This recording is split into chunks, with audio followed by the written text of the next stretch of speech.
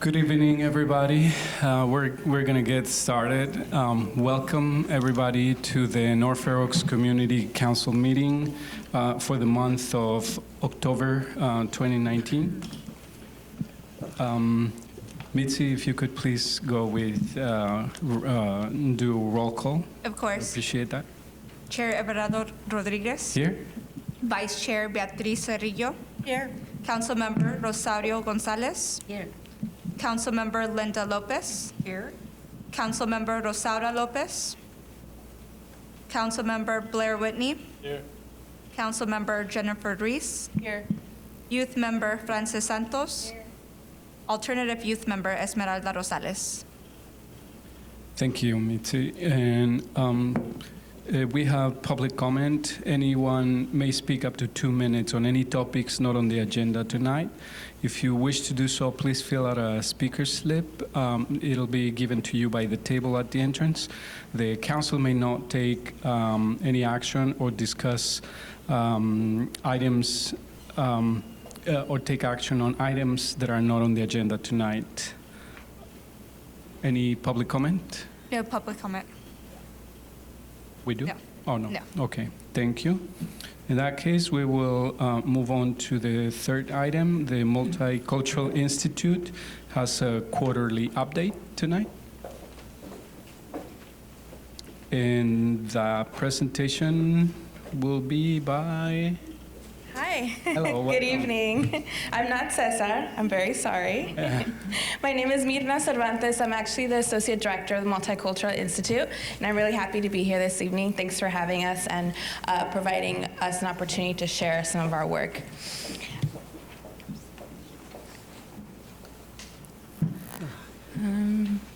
Sorry.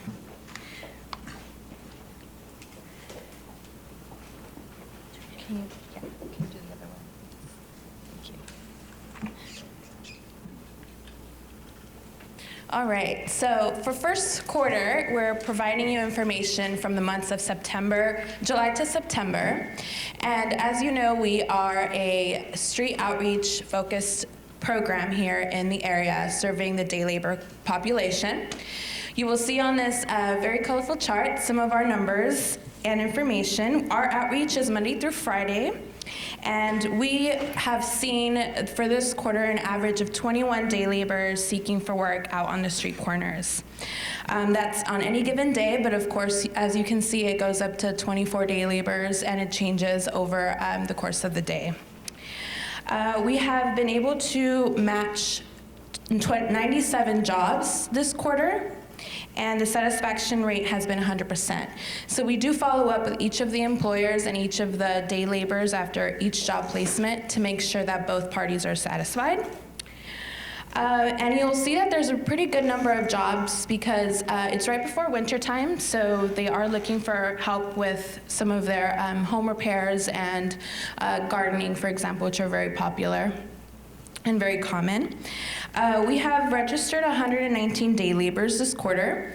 As you can see, the biggest number is in July because that is the beginning of the quarter when we start registering day laborers for the first time.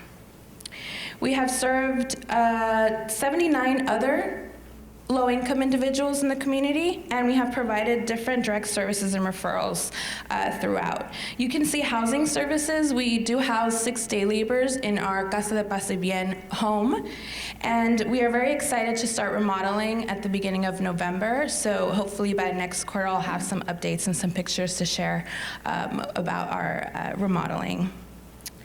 I wanted to point out some of the workshops and trainings do refer to our domestic worker and day labor meetings that occur throughout the quarter. We meet with domestic workers every other week, so 2 times a month, and with day laborers monthly.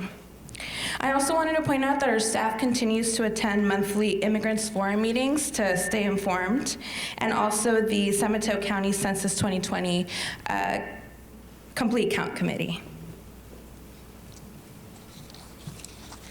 Some of the direct services are laid out on this one sheet for you, so you can see more of the specifics on what it is that we provide to the community. I wanted to point out the immigration procedures and advice that we do offer. Immigration continues to be a great concern to the people that we serve. As you well know, there's been a lot of policy changes and just different things going on that have contributed to that fear and that concern. So we do continue to partner with different organizations, some of which are listed on this sheet, to provide up-to-date information and support to them. For medical, I want to point out that we also try to and are very intentional about building relationships with the people we serve. So you will see here that we have visited day laborers in the hospital. Unfortunately, when something does occur, oftentimes the day laborers are here alone and their families are back home. So we do offer that sort of support and are there for our day laborers as well. And lastly, I would like to point out the bicycles and helmets at the bottom here, which have been donated from Samtrans through our partnership with the Karen program, which is also very, very appreciated by our day laborers who don't have transportation and other community members that need ways to get around. And then lastly, I wanted to share that we do have flyers for our domestic worker work and our day labor job placement assistance up in the front, and also we have copies here for anyone that's interested. Thank you. Thank you very much. If council members have any questions, feel free to ask. Go ahead, Blair. Hi, thanks for your report. And I like that you have the house and you're able to house like 6 people. Mm-hmm. And then through the outreach and the clinics, probably reach 100, 200 more, plus the customers that hire them, and it's like a win-win. I've got a Section 8 voucher. I was like a homeless veteran, mm-hmm. and the Housing Authority offered me this thing where I could save for a rental deposit so I could transition off of it. I could aspire to do more. The last couple times I asked, is it the same 6 people in the house? And mm-hmm. I'm going to ask again, is it the same 6 people? Yeah, so when we first started off this amazing service, we did have 2 units and 2 homes that allowed us to serve more individuals throughout the years. We started off offering transitional housing. Now it has converted into permanent housing. So these are day laborers that are with us on a permanent basis based on their need. But of course, you know, there could be times that day laborers are doing very well and they say, you know, my turn is up and I'd like to give the space up to someone else. And we have seen, you know, great success stories of day laborers who even return to their countries because they've saved enough money to create a home back home, which is a great success story that we have. But right now it is permanent housing. We do have an emergency spot available for anyone who needs emergency housing last minute. We do unfortunately have cases where day laborers, for example, have a work accident or unfortunately have to be, you know, dislocated from their homes, and we provide that emergency space. But at the moment, it's only the 6 day laborers. Is the house on a parcel that's big enough that you could build like an accessory dwelling unit to add a couple more spaces for maybe transitional housing again for people that want to? Yeah, I mean, it is, and we do own the property.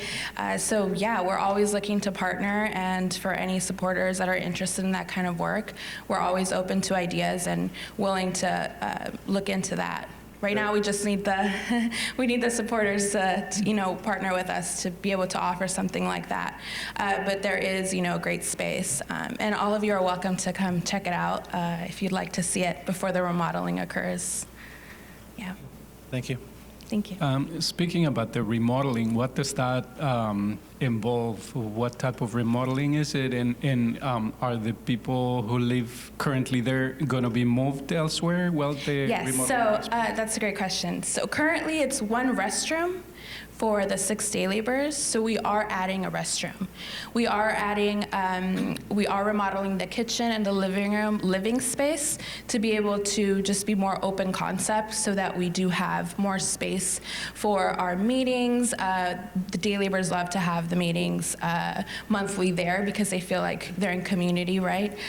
So we are remodeling that. We're also moving our laundry space indoors. Currently it's outdoors, so we are trying to move that indoors just for safety, and remodeling the current restroom as well.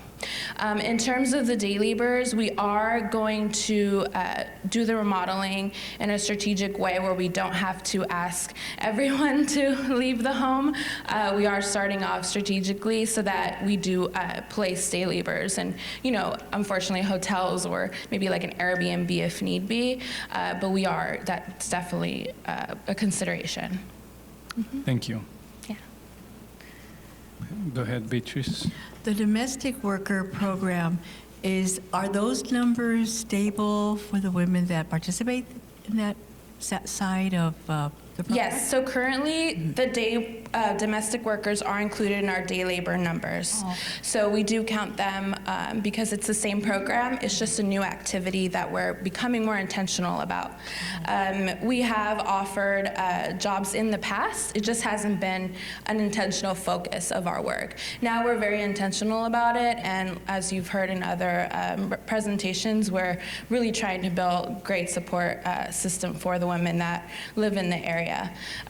Right now, our meetings are from 8 to 12 women present in any meeting. And they're very great, they're very sweet, and they have a lot of leadership skills. And they're holding us accountable, which is fantastic. Any other questions? Otherwise, is there public comment about this? No public comment. Great. Thank you very much. Thank for you. coming. Thank you. Next, we will have a presentation regarding the sheriff's quarterly update from the sheriff's office.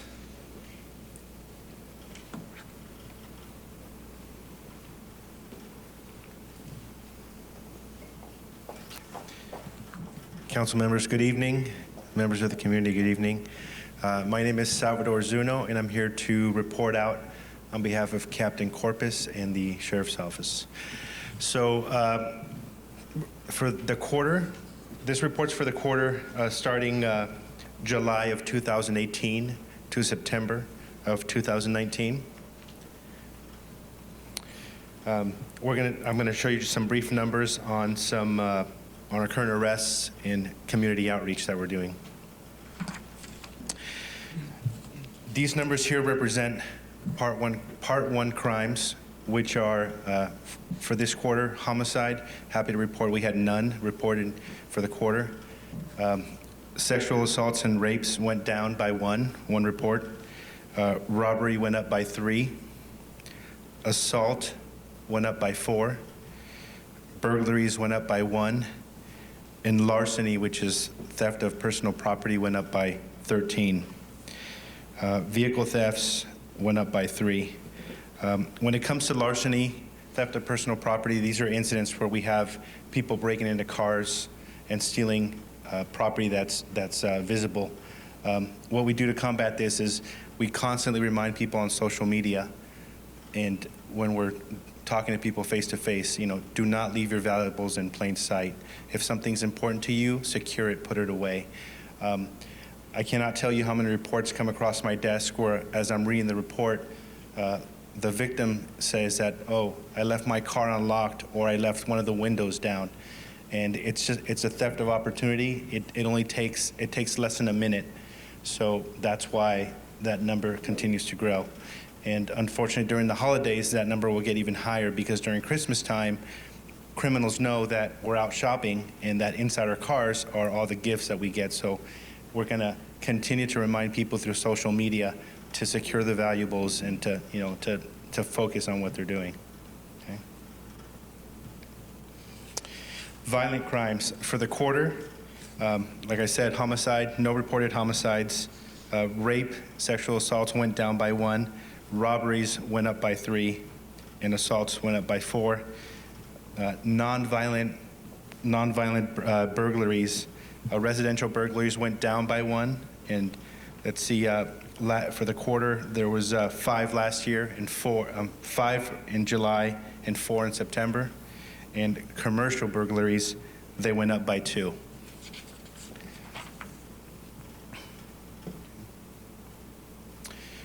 Okay, traffic enforcement. As you can see, 2018, we had about 2,900 parking citations. For 2019, we had 2,700. Same thing for moving violations, traffic stops, 423 versus 292, and 2 citations for bicycle. When we see the numbers drop as far as enforcement numbers, to us, we see that as a good thing, because it just shows that the outreach we're doing, the education that we're doing to people as far as, distracted driving safely means it's working. Routinely, my guys will do stops, and if they do 10 car stops a day, of those 10 car stops, only 2 or 3 people may get a citation. The rest are just being given warnings where they're being educated as to why they were stopped. So I don't know if anybody in this room can relate that if they've been stopped before, they're just given a warning or they get explained why the stop is. So parking, we've been working closely with code enforcement, and a lot of people now are understanding that they're not committing the same violations that they used to, because they know that we're out there enforcing. So now they're being more responsible as to how they're going to park their cars. So that's why we've seen a decrease as well. So as you guys saw, yes, there was a general increase in the numbers for the stats, but the numbers are still within range for the quarter. Now, what we're doing to respond to that is, we implement initiatives in the community. One of the things that we're doing is our proactive response. One example is if we see, scammers and scams are always changing their approach. So one of the things we do, if we, for example, scam, we find out what the current trend is in a scam, then what we'll do is through our social media, because social media is key, we'll reach out to the community, and then we'll also make sure that we reach out to the business owners and let them know what the current trend is so that they can make the necessary adjustments to stay safe. Okay. In addition, direct engagement, I'm happy to say the programs that the Sheriff's Office has with members of the community are very successful. Some of them like the Donuts with Deputies, the community academies with Care On. Through those academies, through the foot patrols, through the car stops, we're engaging with people and we have discussions as to what's going on as far as current crime trends. Also, we're finding that people are more comfortable now talking to us as far as when they have questions or when they're seeing things that we may not be aware about. So that helps to close the gap. So positive thing. In addition, we're using newer technology tools to help us combat crime. For example, for the 4th of July, we use the technology from ShotSpotter. This is the technology. Is everyone familiar with ShotSpotter, which is the audible system that detects gunfire? So using ShotSpotter, we help to combat the use of illegal fireworks during the 4th of July season. In addition, we put these messages out on social media. We do door-to-door in areas where we see higher use of illegal fireworks. We do door-to-door information. We give warnings letting them know that it's going to be a zero tolerance.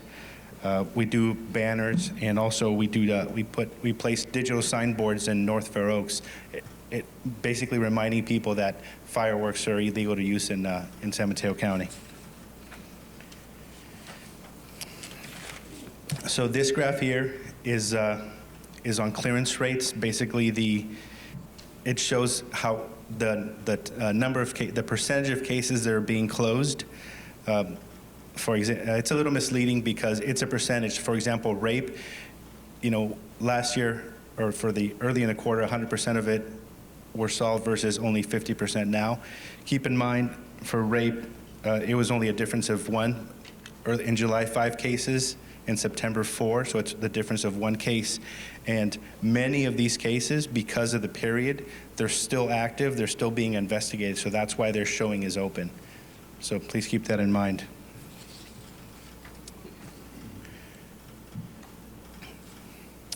So like I mentioned earlier, many of the programs that the Sheriff's Office has with the community are very successful, and we have seen an increase as to the engagement between us and members of the community.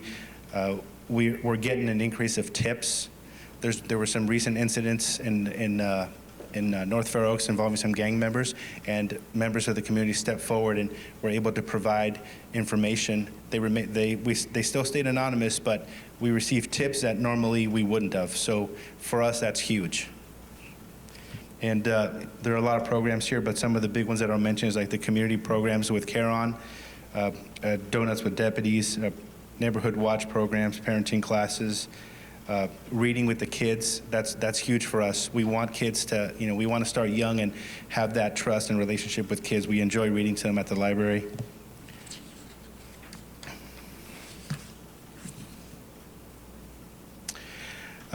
Celebrations, as I know some of you attended the 20th anniversary of the CARE-On program, and that was a great event. And also the Star Camp, the 25th anniversary, also successful. And every year, these events continue to grow, so which is great for us and the community. So because that's our goal, we just want to keep building those relationships and just keep it growing. So. All right, thank you. I am not Captain Christina Corpus, but thank you. If you guys have any questions. Yeah, if there are any questions from council members, please go ahead. So what category are the domestic violence cases? Is that under assault? Under assault, yes. Can you go back to that? Sure.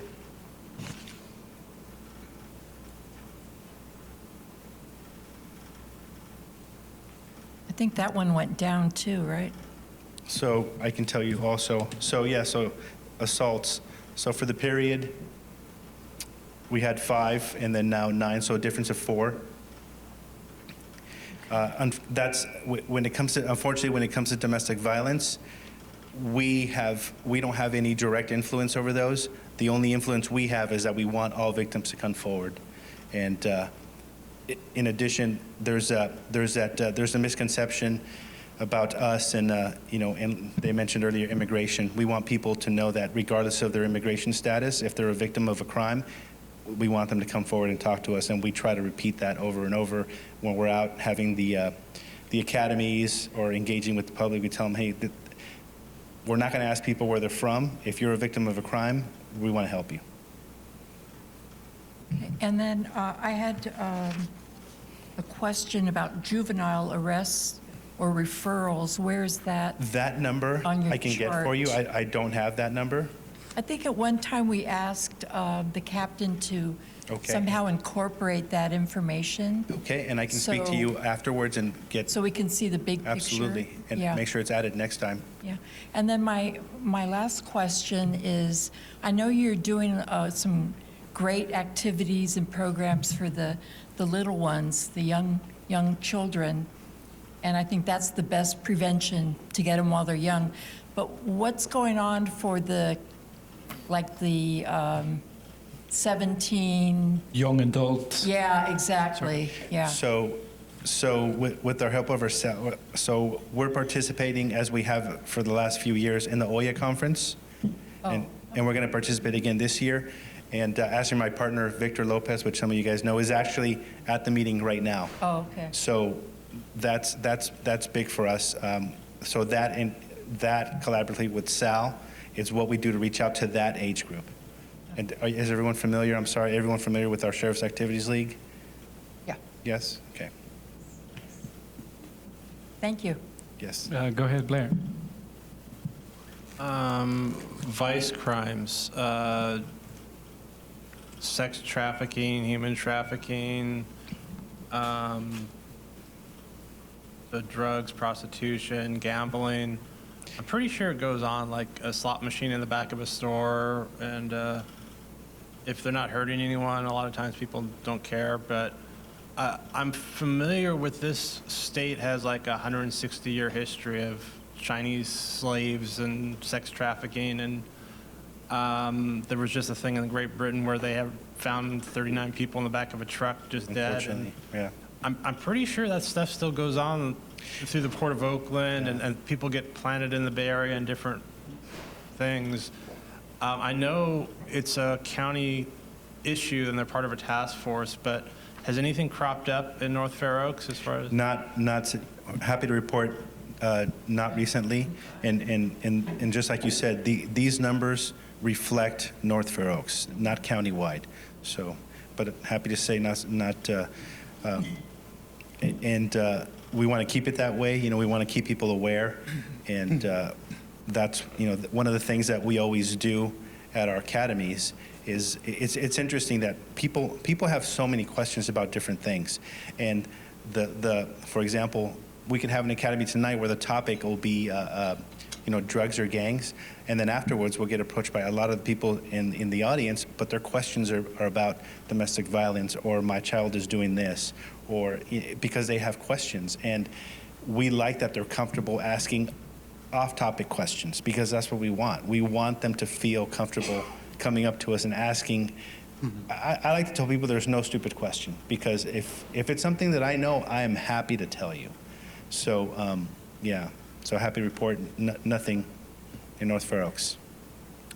And just a comment in that regard, to the credit of the Sheriff's Office, in some collaboration with North Fair Oaks residents, a number of years ago there was a big effort to track some of those businesses, you know, like massage parlors, where you know, they were actually sort of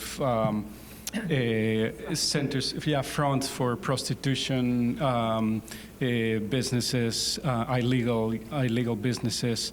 And so it was a crackdown on that, and I think it was rather successfully, because a few of those businesses were shut down. So, you know, just as a reference. Yes, sir. Longtime residents of North Fair Oaks, you guys may recall a few years ago, we used to have several massage parlors or massage places located in this area. Well, working collaboratively with code enforcement and other parties, we were able to get them out of here. So just to. Any other questions? Otherwise, thank you very much for Thank the you, guys. presentation. Any public comment in this regard? No public comment. Thank you.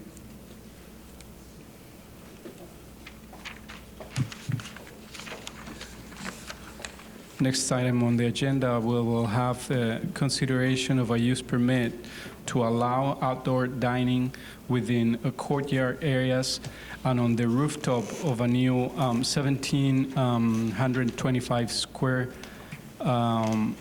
feet, I suppose, a new restaurant building, and a non-conforming use permit to allow an existing building to maintain a 0-foot rear yard setback where a 10-foot is the minimum required, pursuant to Section 6401 and Section 6139 of San Mateo County's zoning regulation, respectively.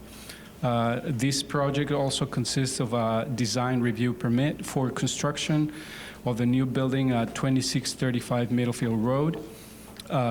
Just for reference, this is very close to the train tracks and almost right in front of the Fair Oaks Clinic. And I'm assuming that we will see a map for this location shortly. And so this will be a new 21-space parking lot that is going to be embedded in this site for a single restaurant use on 3 adjacent parcels. So these 3 parcels are going to be merged into a single one. No significant trees will be removed from the premises. 2 existing structures located at 2635 and 2647 Middlefield Road will be demolished, and the parcels will be merged. And this presentation will be provided by Erica Adams, planner from the Planning and Building Department.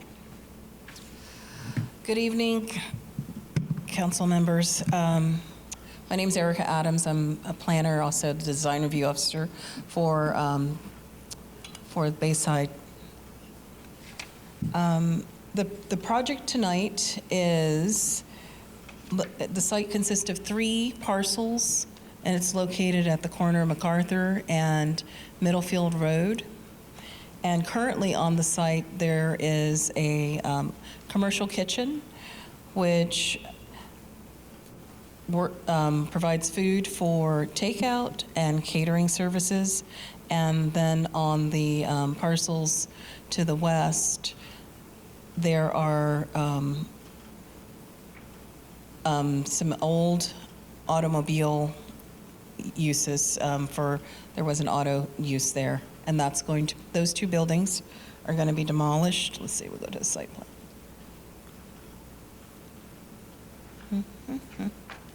Is it not going? There's, which one? Is that one or the? But it didn't, okay, there we go. That's the survey of the property.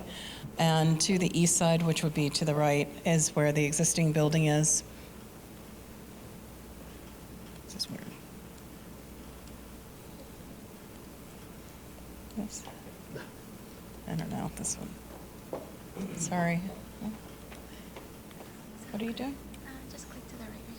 Oh, that's what I was doing the first time. Okay. Let's go to this.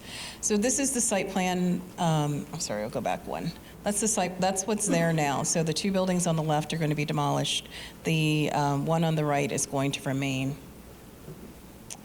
This is the proposed development. There would be the 21 parking spaces to the left, a new building immediately adjacent to the parking area, and then outdoor dining in the patio area, and the existing catering kitchen will be to the right. This is the existing building, which will not be demolished but will be remodeled to match the new building. And these are just photos of what is out there now. So this is the area adjacent to the existing building, the building that's going to be demolished.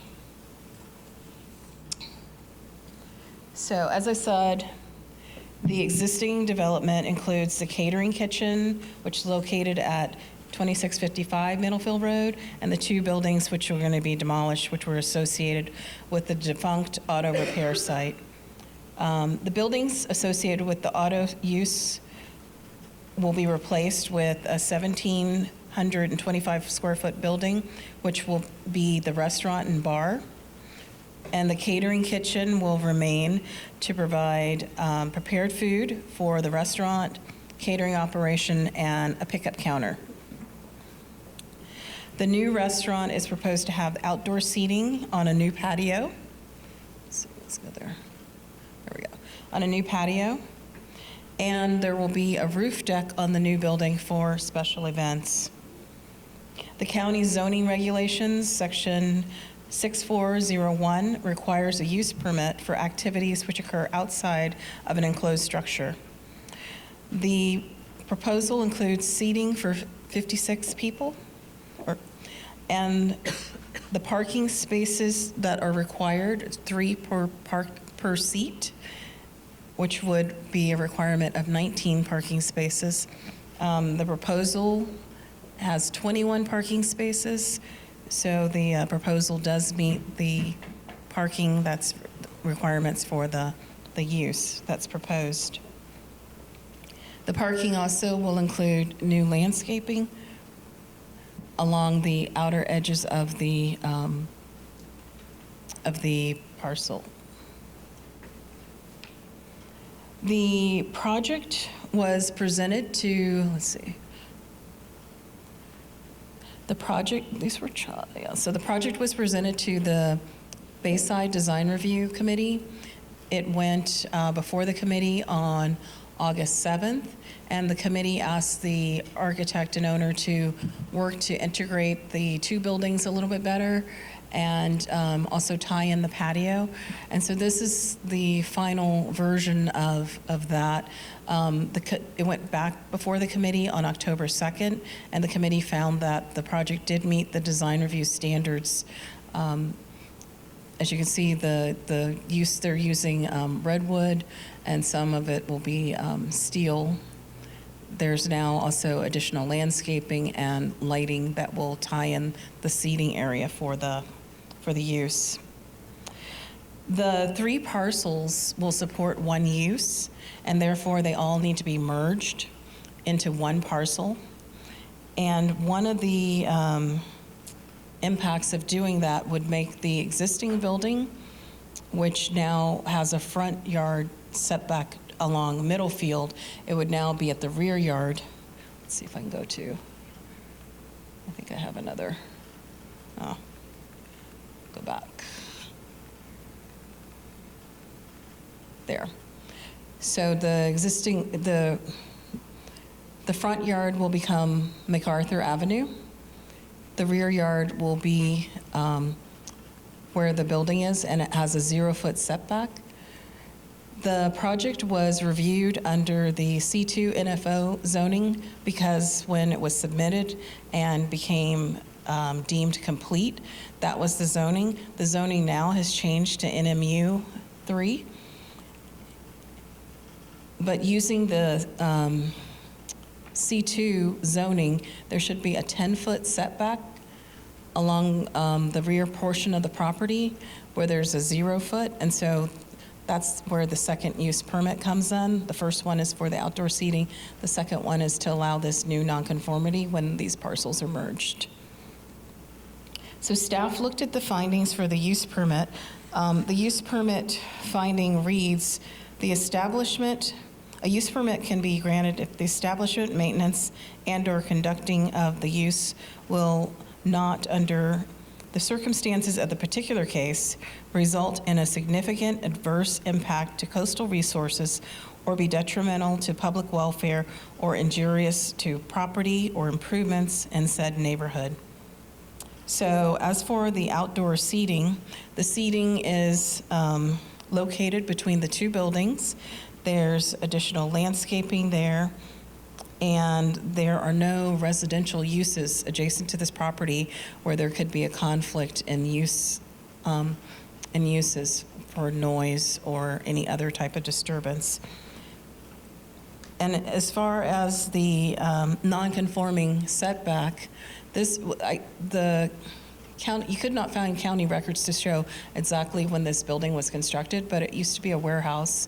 It was converted by the current owner back in 2013 to the commercial kitchen, and there have not been any concerns raised by the community about the location of the building in that site. In addition, the location of the building does not limit the development of the adjacent parcel in any kind of way. So the adjacent parcel will have a 0-foot setback on that side, so we'll be able to develop right up until the property line there. I think that covers the use permit. That's the primary aspect of the project that's here before you, the two use permit elements. So I can answer any questions. The owner and architect are here. They brought a rendering that will help you visualize what the project will look like. Thank you very much, Ms. Adams. And I'll open it to council members' questions. If you have any questions, please go ahead. Okay, so the request is to allow 10 feet, the rear setback of 10 feet, correct? Because exist- right now it's zero? No, the request is to allow the building to remain as is. Okay. So when the orientation of the parcel changes, the designation of front, rear, and side changes, it will stay in the same place. Okay. And where now it has a 0-foot required setback, it would then require a 20-foot setback. 20 foot. And the height is The height single is, story, and then it goes up? that for one the- has a little, there's a little bit of second story on that one. I think, To allow for the, no, that's on the new building. So both buildings are two stories. I'm trying to picture the whole thing together. Right here. Right there. Okay. So I think the height, it's in that little staff report, let's see. The height was, oops, turn that off top of my, the height of the building is going to be 24 feet. Okay. And what's right directly behind that? What's directly behind what's the behind? development? Warehouses. There's an automotive shop behind 2635 and 2647. Okay. Orients that faces to MacArthur. And then behind them, which will be behind 2655, my current building, which faces Hurlingham, is an empty warehouse. The guy just uses it for storage. Okay. He doesn't even rent it out. And you already surveyed the immediate area? I'm sorry, the what? You surveyed, What do you mean? notice? You sent notice out already to? Right, for the design review, there was Right. notice, yes. Okay, what is that, 100 feet? 300 feet. 300 feet, and you got no response back? No. Nothing, okay. In terms of the fire department, do you know if there would be a concern from their perspective? About, From the fire department, like, you know, if you are not having the space. most of the buildings in this area can have a 0-foot setback. So they're built with fire rating that would allow them. The zoning itself has a 0-foot setback except for the rear. Okay. So both, all the sides. Go ahead, Beatrice. You mentioned that it was used, or it's been used, or it's used as a commercial space? I mean, a catering? A commercial kitchen that serves catering. Currently. Yes, currently. Currently. So are there different groups that use this space for their, or is it just one business that's They take using- the food somewhere else. Right. But is it just one, is it just one business that is using that, or is it various groups that come in and out, using that kitchen for their various I'm sorry, I events? don't. It's not a commissary, it's just our own catering company. I own the building and in the kitchen. Oh, okay. It's only our business. It's one, yeah, it's Okay, because- one barbecue restaurant. Oh, okay. And Because they're gonna I do- know they of do- other kitchens Yeah, that no. lend their space to different, No. services who need the space to cook food. So that No, was my it's just question. one barbecue restaurant, basically. So where are your where's the green? I mean, is this your draft, or is this your final picture? Pretty much final. Okay, have you considered putting trees in? There should be 2 large trees in the courtyard. Is that visible on the picture? So it's Yeah, between the I don't have my long-distance The- glasses. so there's- but there's- I can see some green right there. I'm talking about, though, in If you, front. it's actually, there's one, let's see. It's in the, oh, here. Is there another picture? These are planters. Oh, okay. In the inside, Mhm. okay. Inside. Not, no. That's a little bit of the green, okay.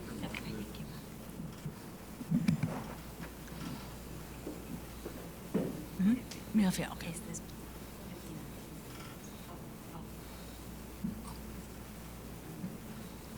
Yeah, Blair, go ahead. So I walked by because I saw someone advertising barbecue, and I'm excited about things like that.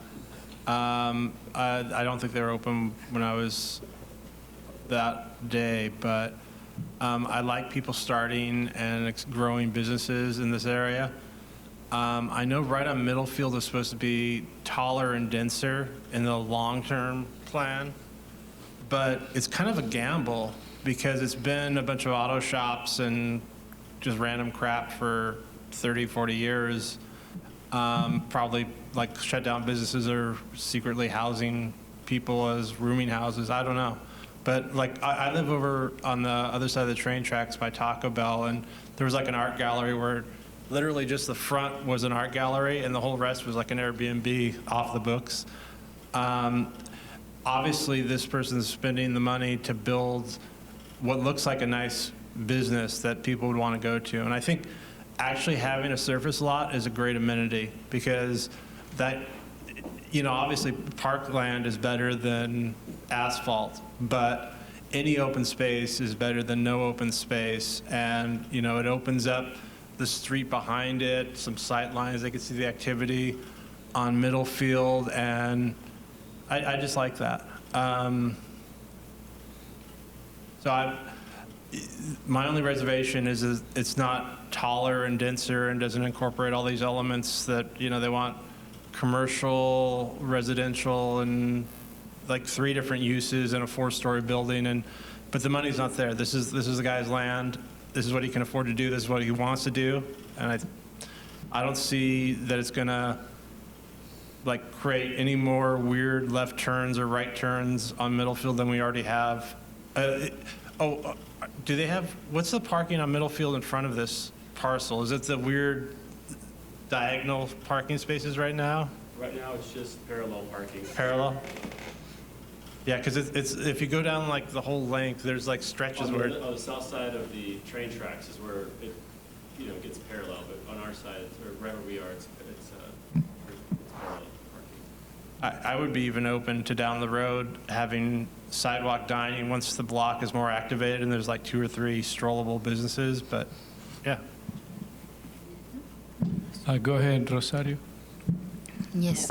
I want to ask you, are you going to have parking spaces? Parking spaces in the site? Yeah, so there are 21 parking 21. spaces envisioned, and they mentioned that the requirement for such a site is 19. Those are the parking spaces. Okay. Okay. And I was going to make a comment. Because this is a barbecue place, right?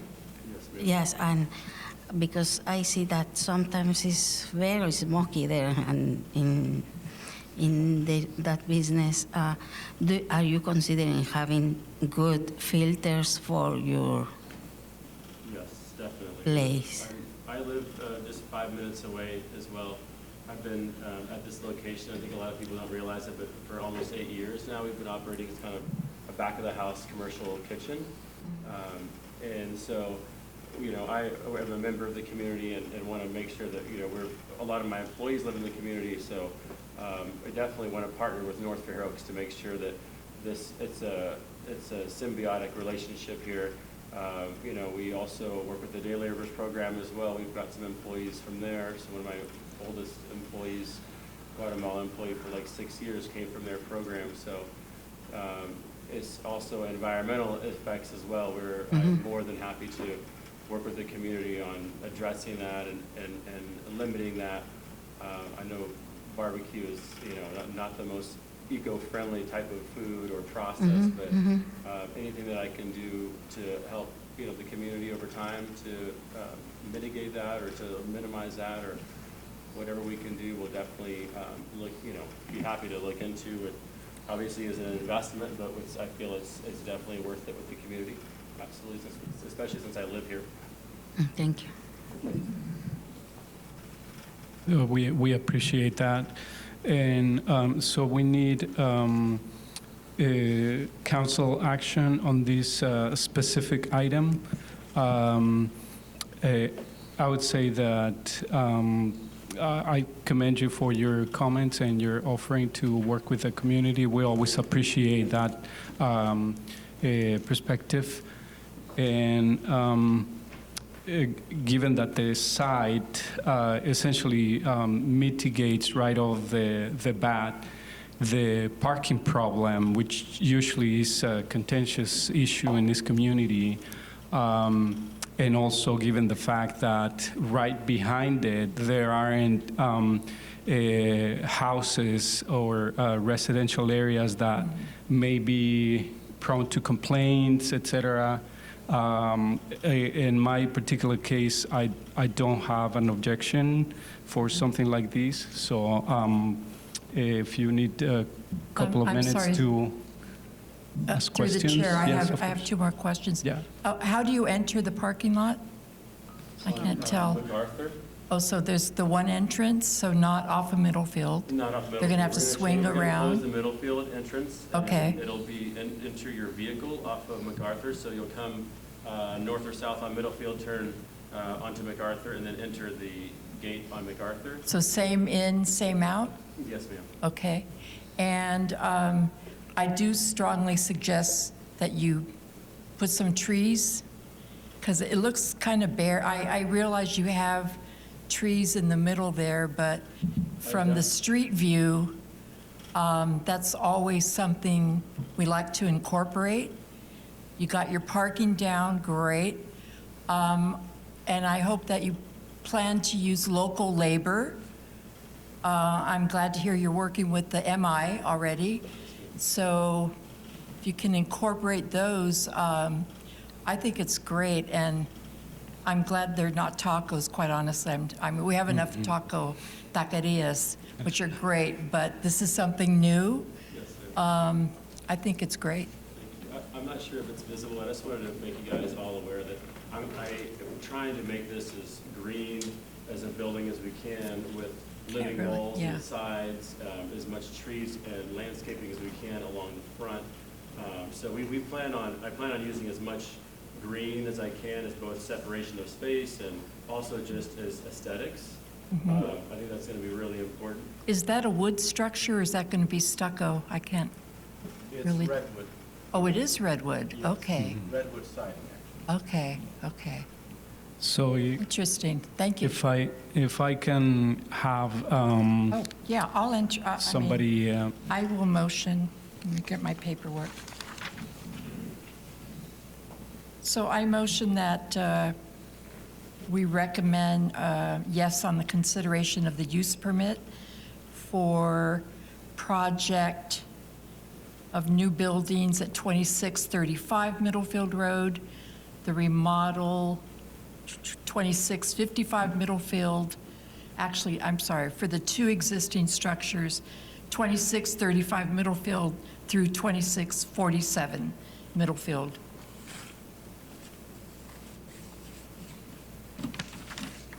right, and would that be an appropriate motion, Tim? If it's the intention to take action on the entirety of the recommendation, you could simply say to accept the recommendation of the. That was my motion. Very Yes. well. Is there a second on the motion from council members? I second. Okay, we have a second. Mitzi, do you want to take vote? Of course. Chair Everardo Rodriguez, Aye. Beatriz Cerrillo, Aye. Rosario Gonzalez, Aye. Linda Lopez, Aye. Rosaura Lopez, Blair Whitney, Jennifer Reese, Frances Santos, Esmeralda Rosales. And actually, I must backtrack a little because we didn't ask about public comment. Is there any public comment on this item? No public comment. Okay, that's great. Thank you. In that case, the motion carries. Thank you. Thanks for your presentations, and good luck on your business. And invite. Appreciate the consideration. Thank you for your time. Oh, do they? Oh, okay. So she just said you have great barbecue. Okay, thank you. Haven't checked it out yet. And the to-go counter is open now, so if you want to Okay. wait for the construction, who knows how long it'll take to get built, so. But the barbecue Just is remember ready my now. name. Yes. Thank you. Thank you very much. Sorry, thank you guys. Thank you. Good night. In next item, we have also a council action for the item number 6 of tonight's agenda, and it'll be a recommendation on San Mateo County's e-cigarette ordinance. And for a presentation on this item, we have Eric Cabosley, Program Service Manager. Thank you, Chair Rodriguez, members of the council. My name is Edith Cabuslay. I work with the San Mateo County Health Department in Behavioral Health and Recovery Services. And today we're going to come and talk with you about e-cigarettes. I've been here once before to talk to you about flavored tobacco products, and today we're taking the conversation one step further. So the objectives of tonight's conversation will be to give you general background on e-cigarettes, the e-cigarette use in San Mateo County, recent developments you might have seen in the media, and proposed ordinance that the board may be considering in the near future. So a little bit of background related to e-cigarettes, and this information comes from the Centers for Disease Control. They're also called e-cigs, vapes, e-hookahs, vape pens, and the scientists call them electronic nicotine delivery systems. They started being available in the United States primarily in the mid-2000s, and by 2014, they became the most commonly used tobacco products among middle school and high schools students throughout the United States. The current use of cigarettes in San Mateo County are very low. We are at close to 3%. However, our e-cigarette use is close to 21%. So e-cigarette use are bringing our tobacco use rates back up to where they used to be in the 80s and 90s. Some of the concerns that we have related to the e-cigarettes are that research has not been completed to show that they are effective as a quitting smoking device, so they are not FDA approved. They can be used to deliver cannabis or other drugs. And right now, virtually all e-cigarettes that are sold in the United States enter the market after 2007, and that date, 2007, is important. And they have not been reviewed by the FDA to determine if they are appropriate for public health. And some of the stories that we hear in the media, some of that might be a result of this fact. What do they look like? They have very many different ways that they show up in our community. Many of them might look like thumb drives to some of us. They might look like pens or highlighters. And many of them will come with cute little characters that are very appealing to children. What's in an aerosol of an e-cigarette? E-cigarette users who breathe in the aerosol are breathing in addition to the flavors that they might be getting, are also breathing in volatile organic compounds. There's nicotine in many of those devices. There are ultrafine particles. There are cancer-causing chemicals that have been found, heavy metals such as nickel, tin, and lead, and many flavorings. And we hear a lot from the community about the fact that they think e-cigarettes might be less harmful than regular cigarettes. It is true that there are fewer chemicals in e-cigarettes than there are in regular cigarettes. However, we should keep in mind that those aerosols, as I showed in the previous slide, the aerosol contains harmful substances that are listed here, and then some more. And also, they have unintended consequences that we have heard about. This is one of the stories that CNN had highlighted about a vape product exploding on a teenager, shattering his jaw. The batteries of those devices can cause fires and have been known to explode. And acute nicotine exposure can be toxic. There have been poisonings that have been reported. A number of poisonings to poison control have gone up since introduction of e-cigarettes into our markets. And a person can be poisoned by swallowing, breathing, or absorbing the e-liquid through their skin. Some of the recent developments in the media are Finally, we have seen the first study that connects e-cigarette devices to cancer. Some supermarkets and pharmacies have chosen to no longer sell e-cigarettes because of the regulatory uncertainties of those products. And as of the 15th of this month, there were close to 1,500 lung injury cases across the United States that are linked to use of e-cigarettes, and 33 deaths in 24 states, and 3 of those deaths are in California. We actually have an update this week, and I didn't get a chance to give you that updated information. But as of the 22nd, which would be this week, Tuesday, there were 1,604 lung injury cases across the United States that are linked to e-cigarette use, and 34 deaths, still the same 3 in California. So the ordinance that the Board of Supervisors is in the process of considering would essentially state that no person, tobacco retailer, or other entity shall sell or distribute any electronic cigarette to a person in unincorporated San Mateo County unless the electronic cigarette meets the following criteria. They need to be considered a new tobacco product, which requires a pre-market review by the FDA. They need to be covered by the pre-market review and approval by the FDA again, and they cannot be a flavored tobacco product, which, as you know, because we came to present to you prior to tonight, flavored tobacco products are now prohibited in San Mateo County, unincorporated San Mateo County. So that would be the new ordinance that the board will consider. The ordinance would be effective 30 days after it is enacted, and it would be operative and enforceable 6 months after the effective date.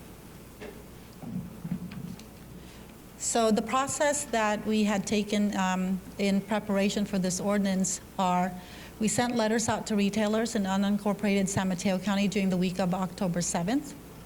We conducted a presentation to the Pescadero Municipal Advisory Council on October 8th. We did in-person visits to the retailers on the coast side because sometimes mail doesn't get to all of those addresses.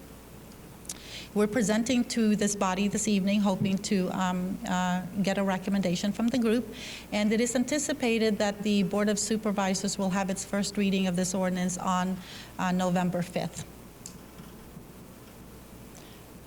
I'm happy to take any questions the council might have. Thank you very much. Go ahead. Blair. So the single-use plastic ban or whatever, and then the flavored tobacco ban, we were like first in the state, second in the state, or third, one of those for most of those. In the county, do any jurisdictions have comparable bans in place out of, what are there, 19 cities in San Mateo County, from Colma to Daly City down to whatever, East Palo Alto and Menlo Park? Has anyone passed something, or is the county going to be the first?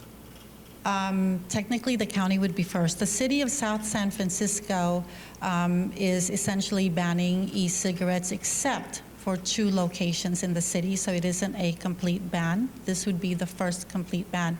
There is a city that is in the process of potentially also having this on their agenda on the 5th of November. But the county would technically be the first one to hear this in its current form. It wouldn't be the first jurisdiction in California. There are several who have passed this ordinance already, including San Francisco, Richmond, Livermore, and Beverly Hills. And some of you might know that the San Francisco ordinance is being challenged by the industry during the November 4th election.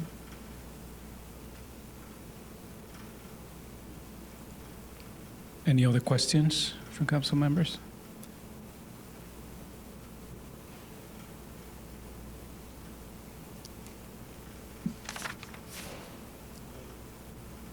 Can I make a comment? Sure. Go ahead, Blair. Obviously, it's going to pass the Board of Supervisors because the political will's there and the votes are there, and they're proud of being leaders on public health issues.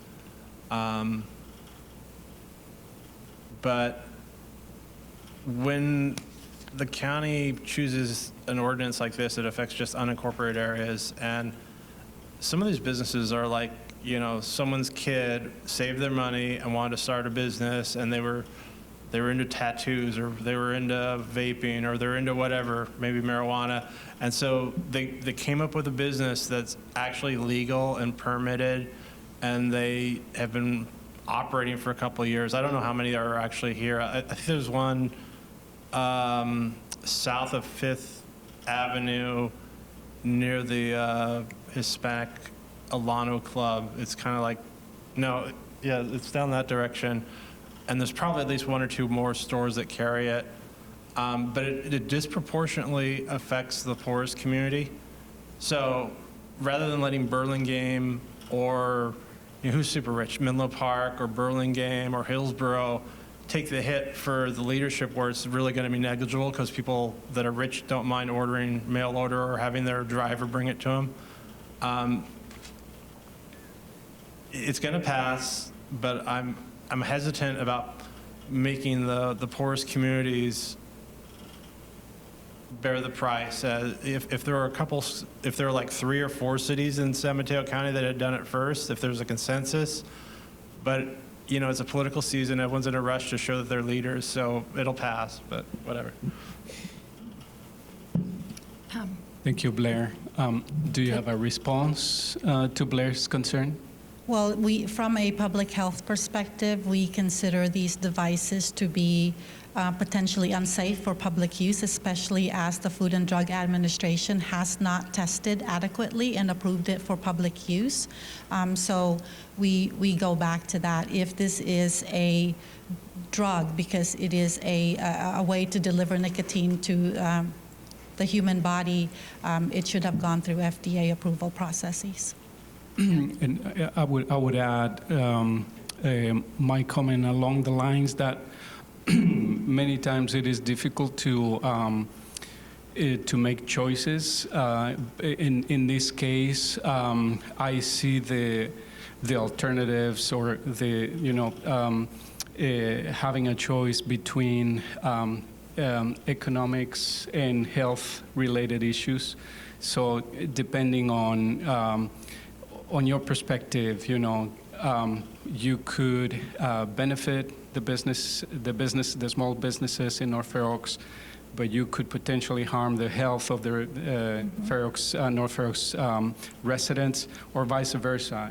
So these issues are really, really difficult. And of course, when you are a merchant and this is affecting your pocket and your family, you have to make a choice that is, favorable to you. But otherwise, as you were saying, is a health-related issue, a public health matter. But Linda, go ahead. Yes, no, I absolutely support any effort to prevent death and to promote good public health. I heard, Edith, that you can't smell. Is that true? There's no odor? If someone's, is that true? I haven't actually tried it or been around it, so I'm not sure. There's definitely less odor. Less odor. Some of the substances that are used with it are specifically used especially by young people because there is less for an adult to detect. Yeah, and the fact that you identified 20+%, 20.8% of the students using these in the high schools in San Mateo County, that's a definite public health hazard. And I think rather than think about businesses on this point, it's about taking a leadership position and moving an ordinance through, recommending an ordinance that will promote good public health. That's my take on it. Right, and just an additional comment on that. Comes to mind the measure against sugary drinks that a few cities had not too long ago. Particularly, I'm thinking about city of Richmond, where also the same argument was made by the sugary drinks industry, that some of these measures were targeting the poorest populations and increasing the price on the soda products.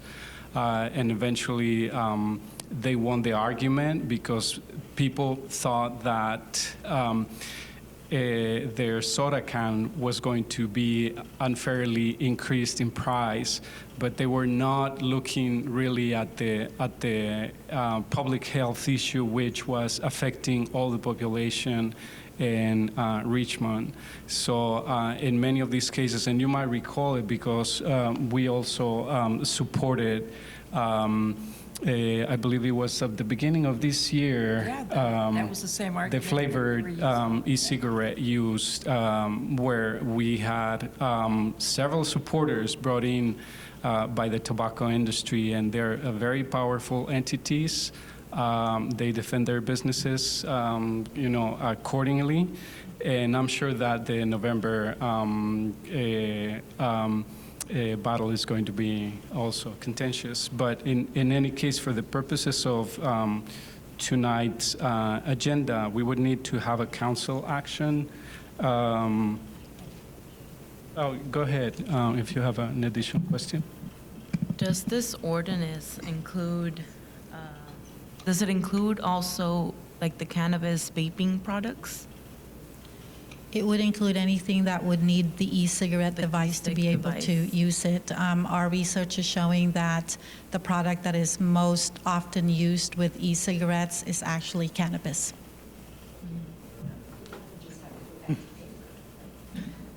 Yes. Right? In any case, can I entertain a motion from council members in this regard? Francis. Mhm. Francis is going to. Oh, hold on. Francis has another question. No, Go she's ahead. going to make the motion. Oh, you're going to make the motion. I'm sorry, I didn't hear quite well. Go ahead. So I motion the recommendation on San Mateos County e-cigarettes ordinance. Okay, to support it, I take it. Okay, is there a second on the motion? I second. Okay, we have a second. Mitzi, would you please take vote? Chair Everardo Rodriguez. Aye. Vice Chair Beatriz Sorillo. Yes. Rosario Gonzalez. Aye. Linda Lopez. Aye. Rosaura Lopez. Blair Whitney. Jennifer Reese. Aye. Francis Santos. Aye. And I will apologize again for skipping public comment. Is there any public comment on this? No public comment. Thank you. In that case, the motion carries. Thank you very much. Thank you, Edith. Thank you. And next we have also one more council action for item number 7 on tonight's agenda, and that'll be a recommendation to either postpone or cancel our November meeting. It turns out that if you have checked your calendars, our next meeting, which usually happens on the 4th Thursday of each month, falls right on Thanksgiving. And so we need to decide if we want to postpone that meeting to the following week or if we want to cancel it, and that'll be the end of the, essentially, that'll make it tonight's meeting the end of the year for us because we don't meet in December as well. And so according to the bylaws, we could potentially postpone it to the week after, the following Thursday, if we decide to hold another meeting for the month of November. However, if you feel strongly that we need to cancel that meeting, I'm open to suggestions, or however you want to do it, we can have a vote on it. When's the study session? 21st? The study session is on the Correct. 21st. The 21st? Right. No. So that is before Thanksgiving. Is only the regular session that falls on right on Thanksgiving.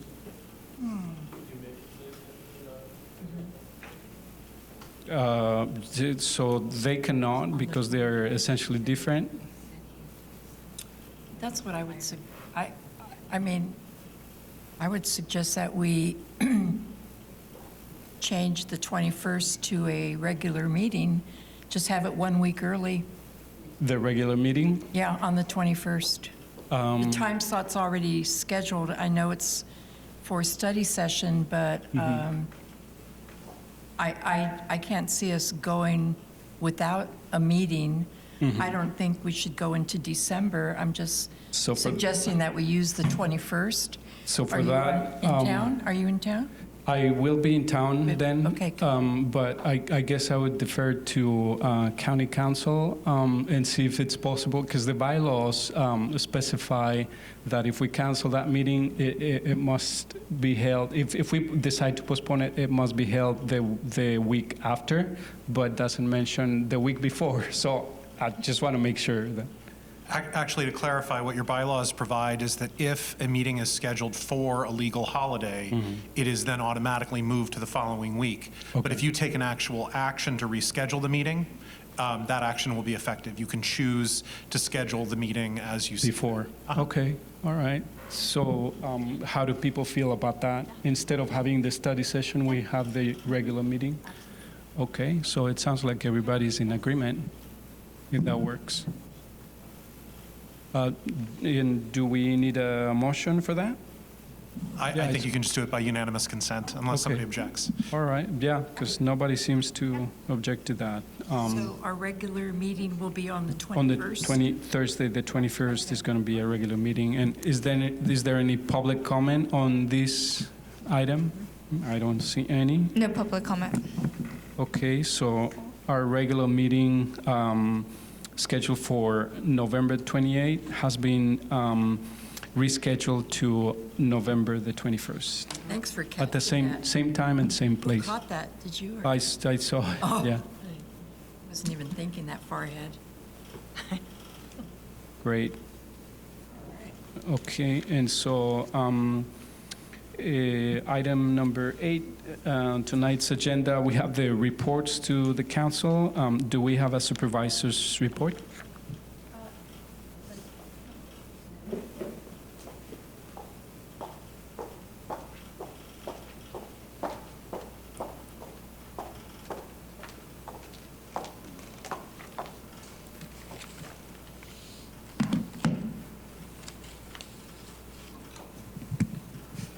Good evening, council members and county staff. My name is Maggie Cornejo, and I'm a legislative aide for Supervisor Warren Slocum. My report's going to be pretty brief. I'm just here to talk a little bit about how the Wellbeing Academy was going. We just finished our second week, and some of the council members are also participating in the academy. We've discussed last week we did the political climate and immigration, and then the first week we did stigma on mental health. So far it's been pretty successful. We've been getting positive feedback from the participants. There's 40 people that are participating, and we're looking forward to the next 3 weeks, which will be topics discussing teen suicide and 911 calls when somebody has like a emotional breakdown. And then the last week will be the graduation. And then also our office is planning 2 upcoming events. One is Connect 19, which will be held at Google. It'll be on October 29th, so it's next Tuesday, and I don't know if some of you have been to Connect in the past, so you're pretty familiar with what it is, or Okay, great. So yeah, so the registration is almost closed. This year it'll be at Google, which is a pretty cool building. If you haven't been, it's really nice, and we're excited to have it there. And then we're also having the Veteran of the Year luncheon, which is November 7, and that will be in a new location. I don't have the location here with me, but if you're interested, I can share that with you. What is that luncheon for who? So it's called the Veteran of the Year luncheon, is where we highlight 3 veterans that are from the county and that have done outstanding work with the county community. So we have one category is the Veteran of the Year, the Patriot of the Year, and Enterprise of the Year. Any questions or comments? Do you need any referrals for the veteran luncheon, or? So we don't have, I mean, I don't know about referrals, but I mean, it's pretty much sold out. We moved. Yeah, we moved from a different location, which was where we held it every year. I think it was at the Marriott in South San Francisco, but we moved it to a different one because it kept growing and growing and growing. So now I just wanted to make sure Palo Alto Housing had the information, because they're in construction right now. Right. With the veterans housing on El Camino. I can check and make sure that they had some kind of information. Great, great. Thank you, Mackie. Any other questions? Go ahead, Blair. Yeah, I got 3 questions. Sure. I saw the Connect 19 or whatever, and really wanted to go, but it's like 8 a.m. till noon, and I'd have to miss a half-day work, and I'm not a benefited worker, so I'd have to pay $25 plus lose out on 4 hours worth of labor. So I regret that. The veteran thing I am interested in. Is it another daytime event?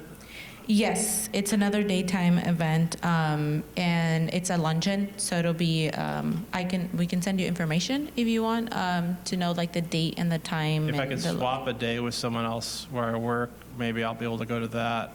Okay. And then my last question is, I think I was appointed like a year and a half ago to fill out someone's vacant term, and I think it ends January 1st. If that's the case, do I need to reapply? Because I'm not moving out of the district yet. I mean, I got my Section 8 removed. For reapply for the this council? council. For the council? I think my term, it's either January 1, 2020 or 21. I'm going to refer to our county council or county staff to answer that question. Through the chair, it's Blair, so it would be December of this year, that's and my I last will meeting. send up a follow-up email regarding all that. All right. So if I'm interested, you'd let me know to fill out the form again, and Yeah, I will send you more information. And I'll send you the Veteran of the Year time and date and all the logistics that you need to know. Any other questions? Yes. Is there any effort to get an alternate youth member on the council? We've been without. I was under the assumption that Esmeralda was still the alternate, But she although hasn't come we have not seen for her. months. Yeah, Through the chair, yeah, Esmeralda is still the alternate right. youth And, member. and just as an added note, I have sent her at least 3 email messages, and she has not responded. So perhaps she thinks she's no longer part of it. I'm not sure, but she certainly has not been responsive. Yeah. So I think that is something that we need to talk about at some point. The lack of attendance and interest, because obviously other youth member could be benefiting from this opportunity. We will continue the conversation. And I'm sorry to bring it up in your time, but No worries. if Irving was here, I would just ask him. He was usually really good about helping to recruit or do the follow-up on that. Oh, okay. Well, I mean, it was my impression that there was an alternate, so I wasn't thinking that we were recruiting for a youth member. but like maybe someone needs to call her or see where she is. Right. Because we're not active on something that we didn't know it was vacant. Okay. Right, and like I said, I try to make contact with her already, asking her if she's still on board, interested, and in fact, invitation to participations with the San Mateo County Youth Commission as well. But, excuse me, she has not responded at all. Keep doing that then. Yeah, I believe so, and we'll see if there's any alternative, to, I guess, if she's not interested, to tell her that, she doesn't have to worry anymore. Right. I'm not sure what the procedure would be, but does County Council have any suggestions in this regard? There are a series of rules and statutes that apply to determine when you can declare that a seat has been vacated. And there are several bases to make that finding. But then also, if a new appointment is made, then that's the occupant of the seat is the new appointee. So Right. You can continue to reach out if you wish, but it sounds to me like it might also be good to undertake a search for other qualified persons to be the alternate. Right. Thank you for your suggestion. We will consider that. And thanks very much, Okay, Maggie, thank for your you. time. Thank you, Maggie. Do we have a county manager's report? We do, through the chair. County manager, we're extremely pleased to share that we have a new deputy county manager appointed, Justin Mates. He's currently with county council. He comes with some great leadership abilities. He's been an excellent legal advisor to us, fiscal and operational expertise, and we are looking forward to Justin joining the team. The Department of Public Works reported out at NRT we had some issues with the plants under the Fifth Avenue underpass that needed to be replaced. I believe they have been replaced now, so when you drive by, you should see new color in the center divide. There's been also some significant increase in graffiti throughout North Fair Oaks. Tagging, DPW has been able to stay on top of it, but just wanted to report that out. The Planning Department, we have a new code enforcement manager, Mike Crivello, and he's been with the county for a number of years. We welcome Mike to the team. He has extensive experience in law enforcement. We also had reporting, there are no new code violations issued last month by code enforcement in the North Fair Oaks area. From the Office of Community Affairs, we had due to the increase in illegal dumping that occurred last year, it was took a while to get these magnets out, but they produced magnets to provide to all homeowners about illegal dumping, hazardous waste material, unwanted mattresses, and that has, since we did that big dumpster placements and the outreach, there has been a decrease in the illegal dumping in the neighborhood. From the census initiatives, recently that we conducted a second RFP, request for proposal for census outreach. We conducted expanded solicitation through Thrive, Silicon Valley Community Foundation, the community website, social media platforms, advisories, you name it, we tried it. To our surprise, however, there were no applications from the North Fair Oaks area. So we are going to do some gap analysis and revisit this in the future for opportunities for more census efforts. And then just encouraging the council to, we have updated the North Fair Oaks website, nfoforward.org. It has updated all the news and calendar events upcoming. All right, thank you. Thank you. Thank you very much. Any questions from council members? Otherwise, we can do council member reports. Do any of you have reports? Go ahead, Francis.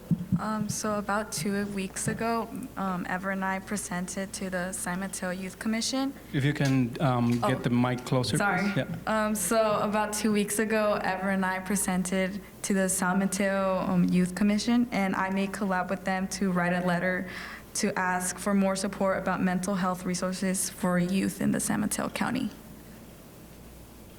Thank you, Francis. Francis has been very eager to get involved in many of these issues, and I received an invitation from the San Mateo Youth Commission to present to their group. I believe it's about 25 youth members, representatives from various places in San Mateo County. And they're very lively, very involved, very passionate about what they're doing. So I received the invitation to come talk about what North Fair Oaks is, and immediately I thought that Francis needed to be there as well. So she agreed to join me in the presentation and did a great job.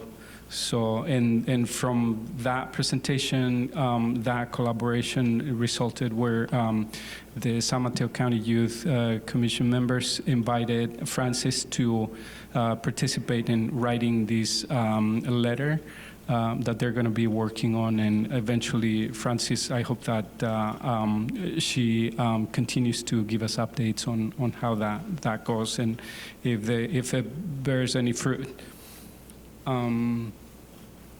As for other updates, we continue to work on the climate-ready North Fair Oaks plan. If you all remember, this is a study that is a collaboration between the Siena Youth Center, El Concilio de San Mateo, a couple of us from the North Fair Oaks Council, and supported with a scientific background from Stanford University's Urban Systems Department. So we had a community meeting to talk about some of the concerns about what climate change may bring to communities such as North Fair Oaks. And we have identified several things that keep recurring in the minds of some residents, including flooding, of course, the lack of a community shelter, lack of a community shelter in North Fair Oaks, heat waves, and how those could affect, at the North Fair Oaks residents, as well as power shutoffs. Like, we have very recently had PG&E shutting down energy for various places around the Bay Area, including also unincorporated Pescadero. The town of Pescadero, and we just recently heard either yesterday or today, there was another notice that potentially they could be shutting down power as well.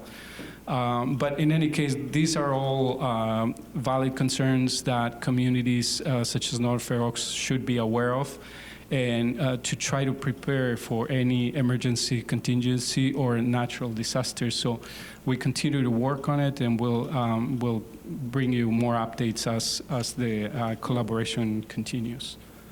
And Blair, I believe you had a report?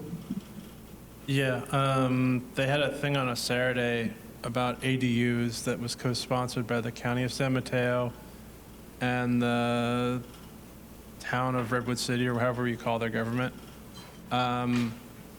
And I worked that day, but they went like 2 until 6. They basically were putting away their booths when I got there, but there's a lot going on, and there's an opportunity for people that maybe didn't realize they were supposed to have permits to get amnesty and to make their stuff legal.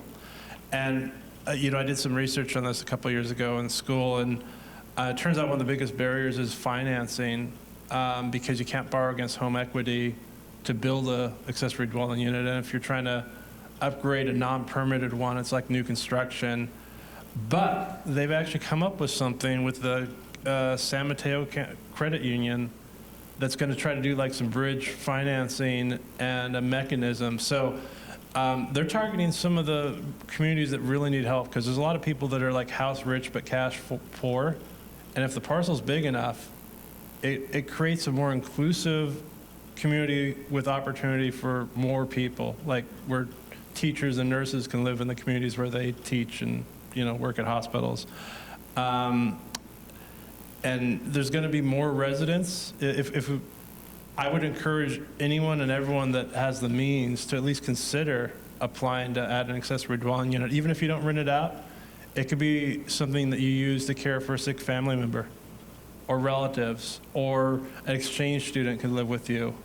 But modest increases in density spread around are way better, in some people's opinion, than 5 or 6 story towers right on El Camino. I think we need both, actually. We're gonna need the high density right on the transit hubs and the corridors, and I think the Grant Boulevard initiative is gonna come together, except for a couple dead spots like Atherton and Hillsborough. But accessory dwelling units, people can step up. They may complain about my kids' teachers or the firefighters or the people.